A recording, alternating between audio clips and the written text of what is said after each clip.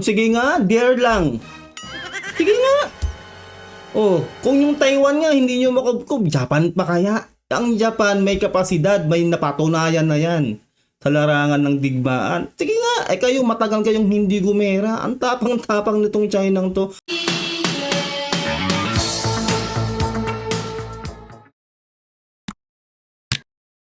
At ayun na po, no, natuloy na po ang ating multilateral exercise dyan sa West Philippine Sea. Nakasama natin ang US, Japan, Australia at New Zealand. At syempre, hindi pa pwedeng hindi e-epal ang China.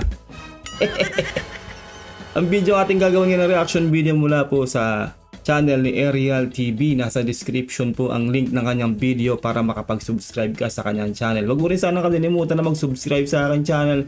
Hit the notification bell para ma-update kayo kapag naglalabas tayo ng ganitong reaction video. Like this video kung magugustuhan nyo ating reaction video. Simulan na po natin to. Let's do this. Magandang araw mga ka-Aerial Defense, may ibabahagi na naman ako sa inyo.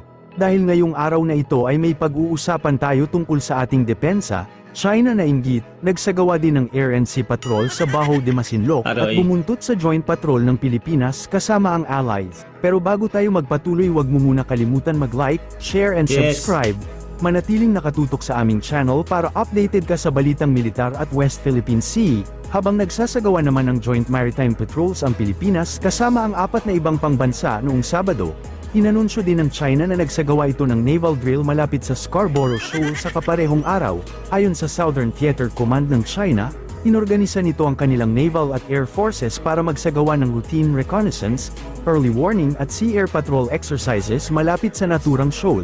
Siyempre hindi papahuli ang China. Hindi pa patalo yan. Siyempre alam mo, epal talaga yung China eh. Wala talaga na tayong magagawa dyan sa China. Sobrang insecure niyan unang-una po sa Amerika, di ba? Kaya hindi papahuli yan. Nakusahan din ito ang ilan umanong individual external countries na nagpapalala umano ng tensyon sa disputed waters na lumilikha ng instability sa rehiyon.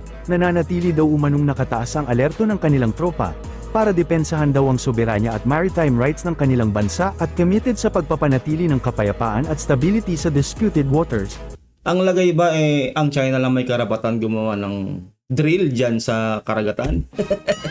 Sila nga 'di ba sa Pacific Ocean kailan lang naggawa sila ng doon, nag-launch sila ng missile doon which is illegal, hindi po sila nagpapaalam talaga.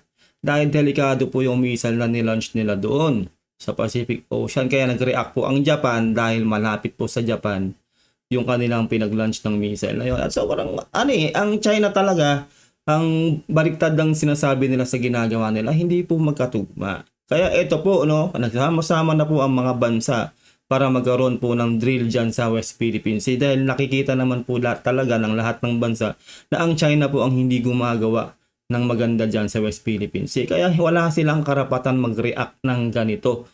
Unang-una, teritoryo yan, no, ng Pilipinas ang pinaggawan po ng multilateral exercise na yan. Wala silang pakialam dyan. Sila ang epal dito, hindi po ang ibang bansa. Kaya yung sinasabi nilang nagiging threat daw yan sa kanilang soberanya ay malaking kalokohan po yan. Hindi po nila teritoryo yan. Teritoryo po yan natin. Kahit ang China naman ang nagdulot ng gulo sa West Philippine Sea, matatandaan kasi na 4 na malalakas na bansa ang sumama sa Pilipinas sa paglalayag sa West Philippine Sea, at nagpadala ang mga ito ng kanya-kanyang barkong pandigma para sa nasabing petrolya. Habang ang China naman ay tanging mag-isa lamang na nagsagawa ng sea at air patrol sa pinag-aagawang karagatan. Dahil walang naniniwala at gustong tumulong sa China sa usapin ng agawan ng teritoryo sa West Philippine Sea. Kasi sila nga kasi ang gumagawa ng kaguluhan dyan sa Indo-Pacific, no, particularly. Kasi nga, gahaman ang kanilang leader na si Xi. Ganun po yun. He mentioned that China is also holding their own military naval drills in waters near Philippine exclusive waters. Is their military drills, which is simultaneously happening, very near to where we are currently holding these multinational activities?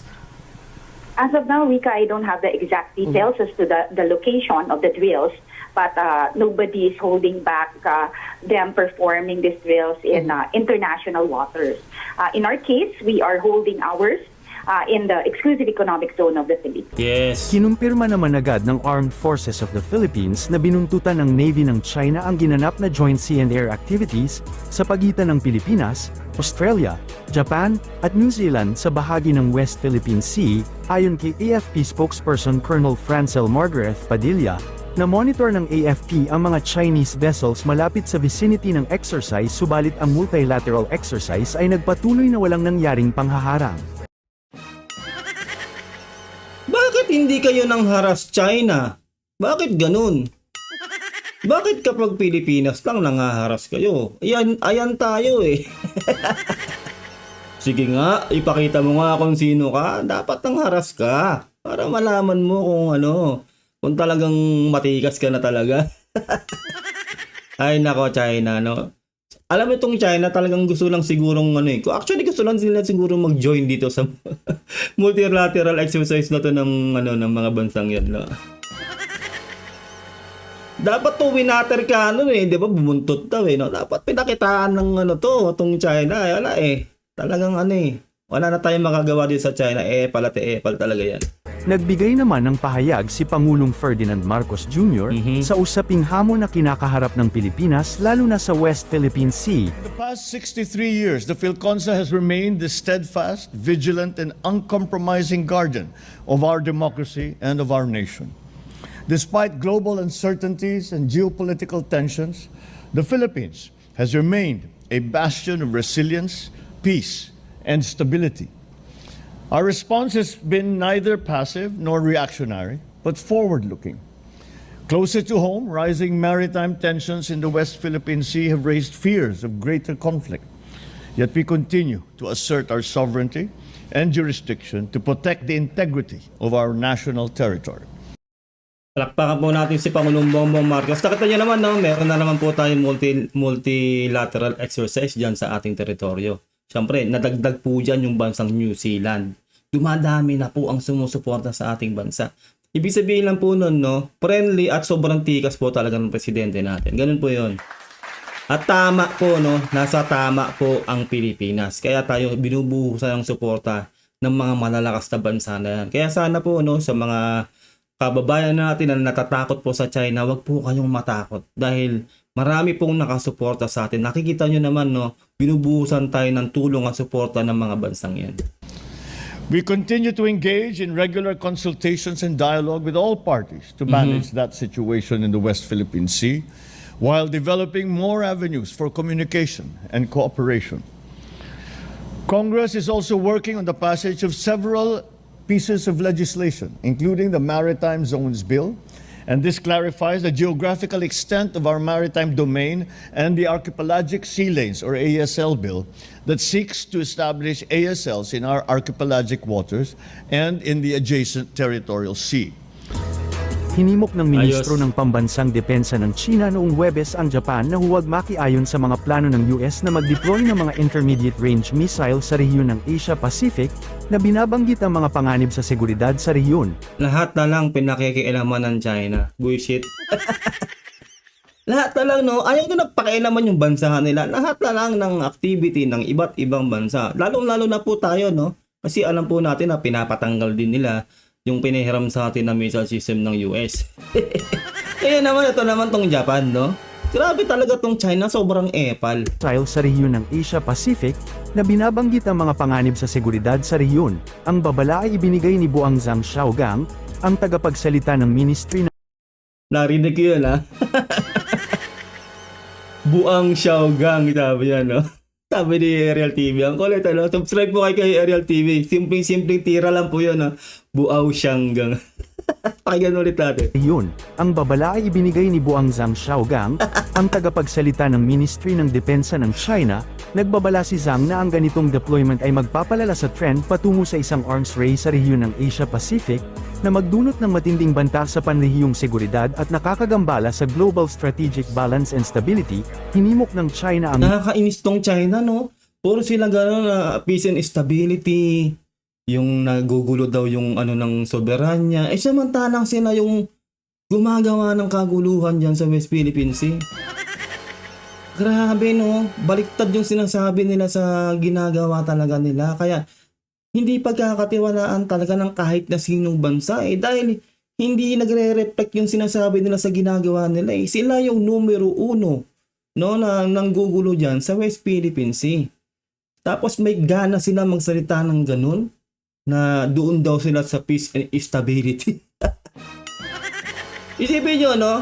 Hindi magsasama-sama yung mga bansang yan. Tulad yung multilateral exercise natin, no? Kung hindi dahil sa kanila. Hindi rin tayo magpapalakas literal ang ating bansa, kundi dahil sa ginagawa nila sa atin. Di ba? Talagang itong China talaga, mga krung-krung talaga US na ihinto ang mga aksyon na nagpapataas ng tensyon at binalaan ng Japan na huwag tanggapin ang mga planong militar ng US. Ngunit alam naman ng lahat at ng buong mundo na ang China ang nagdadala ng gulo sa Asia-Pacific region lalo na sa Indo-Pacific dahil sa mga aksyon at illegal na claim nila sa West Philippine Sea. Sipin nyo, yung mga pinanggangak ng China. Talagang walang bearing. Talagang sila yung... Kumbaga kahit yung sarili nila, niloloko nila yung sarili nila Di ba? Kung mga sarili nila, kaya nilang lokohin ng ganon-ganon. Tayo, hindi nila tayo manloloko dahil unang-una, sa buong mundo, alam na ng buong mundo, merong mga video no, na ebidensya na sila ang gumagawa ng hindi maganda dyan sa Indo-Pacific. Kaya wala pong maniniwala sa kanila. Siyempre, yung mga kaalyado na lang po na like Russia at North Korea, yan yung mga maniniwala sa kanila, mga krung-krung kasi rin yung mga yan, di ba? Nakakainis tong China no? Pala mo, napakalinis samantalang sila yung unang-unang gumagawa ng hindi maganda dyan sa West Philippine Sea. Lalo na sa Indo-Pacific dahil sa mga aksyon at illegal na claim nila sa West Philippine Sea. 我们密切关注有关动向。美国在亚太地区部署中岛，将加剧军备竞赛势头，严重威胁地区国家安全，严重破坏全球。 Arms race. Sabi nga ni Sek Kibo, para walang gulo, walang usap-usap, tanggalin nyo lahat ng artificial island nyo dyan sa aming teritoryo. Tanggalin nyo rin yung mga military base nyo dyan. Tapos ang usap, kayo ang nanggugulo. Huwag kayong mambaliktad. Wala nang maniniwala sa inyo dahil alam ng buong mundo, kahit pa yung mga international media nakaranas ng pangaharas nyo dyan sa West Philippine Sea. Grabe tong China talaga. 战略平衡与稳定，中方对此坚决反对。亚太需要的是和平与繁荣，不是对抗与冲突。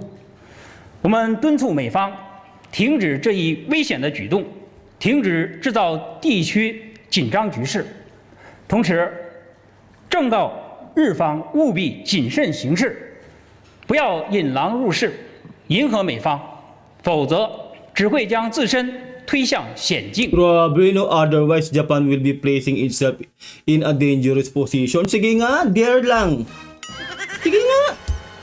Oh, kung yung Taiwan nga hindi nyo makubkob, Japan pa kaya? Ang Japan may kapasidad, may napatunayan na yan sa larangan ng digmaan. Sige nga, kayo matagal kayong hindi gumera. Ang tapang-tapang nitong China to. Oo, sabihin na natin sa kanila yung pinakamalaking navy fleet. Totoo yun, in papers. Pero pag nagkaroon na ng confrontation talaga, magkakaalaman yan kung talagang dekalidad ang kanilang mga barko, di ba? Huwag nyo nga hamunin ng Japan, huwag nyo nga hamunin yan. Ako, yayariin kayo ng Japan, hindi basta-basta yan. Sipin nyo, sasabihin mo yan sa Japan, Japan will placing itself in dangerous position. Wala kayong karapatan magsalita ng ganun. Unang-una, kayo yung nanggugulo sa West Philippine Sea, particularly sa Japan, pasok din kayo ng pasok sa teritoryo nila sa Senkaku Island. Maling-mali kayo dito. Talaga tong China talaga sobrang epal talaga 中方将根据形势发展和自身需要，予以坚决有力应对。 Pala, binobola na lang nila talaga nila yung mga sarili-sarili nila. Tinan nyo, puro Chinese yung mga yan. Wala naman maniniwala sa kanila kahit anong ngak-ngak ng China. 发展和自身需要，予以坚决有力应对。 Para sa mas madaming update tungkol sa ating depensa, paki-follow at like muna ng aming page na nasa description na ang link. Huwag mo na rin kalimutan mag-like, share and subscribe. Pindutin mo na rin ang bell para updated kayo sa aking mga bagong video. Ayun lang po no. Grabe ang ganda ng video na to dahil napatunayan natin dito na ang China talaga ay sobrang epal. Lahat na lang sa Asia particularly ay pinakikialaman nila. Na which is hindi na nila saklaw yun. Lalo po yung Japan pinakikialaman nila. Tayo as in lahat po dyan sa Asia. No, pinakikialaman ng China. Tapos sinasabi nila sila daw yung nababahala sa peace and stability ng ng soberanya, no? Samantalang sila yung nanggugulo. Comment down below no, ano sa loobin nyo, at huwag nyo rin kalilimutan na mag-subscribe sa akin channel para ma-update kayo kapag naglalabas tayo ng ganitong reaction video. Syempre mag-subscribe din kayo kay Ariel TV. Ingat po kayo lahat till next time. God bless and peace out. Bye.